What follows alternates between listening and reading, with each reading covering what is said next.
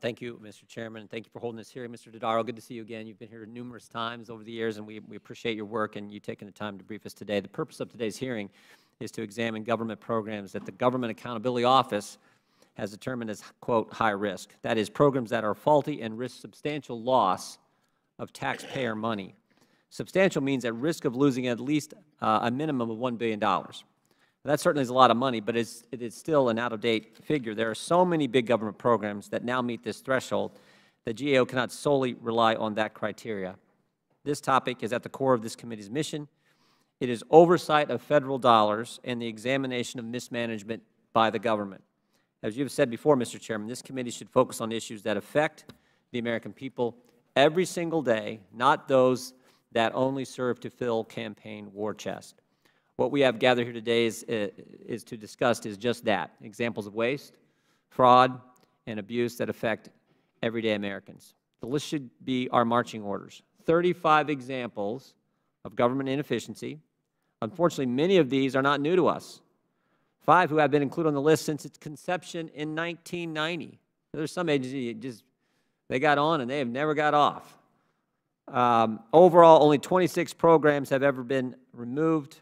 Congressional oversight is the central theme to success, and congressional oversight has led to over $350 billion being saved over the last decade.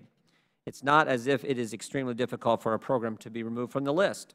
GAO clearly outlines what needs to be done to achieve their objective, and this hearing should help us better understand these recommendations to ensure programs are removed. With hundreds of recommendations still open, it is clear that the convoluted and extensive bureaucracy accepts the status quo. Agencies in Congress must do better, and there is much to be done. Progress has been palpable since the new administration took office, especially at the Department of Defense. 2 DoD programs were removed, including one, supply chain management, that had been on the list since 1990. So there's one who made it. Been there forever in our Defense Department and now no longer on the high-risk list. Supply chain management is simply knowing how much stuff to buy and where it is. This has been an issue for 30 years. Removing this is an impressive step for this administration and will lead to safer, more secure, and more efficient military. In the past 2 years, another 3 DoD programs have improved, and I'm encouraged by these improvements, but I'm also aware that this is just the beginning. Federal agencies continue to mismanage and waste money of hardworking Americans that we all get the privilege of representing. Finally, I look forward to our discussion today and continued progress, but I'd also point out that I think this is exactly what this committee is supposed to do. Even though we've taken government out of the name of the committee, we are supposed to provide oversight of government agencies. This goes to the heart and the soul and the core of what the Government Oversight Committee is supposed to be doing.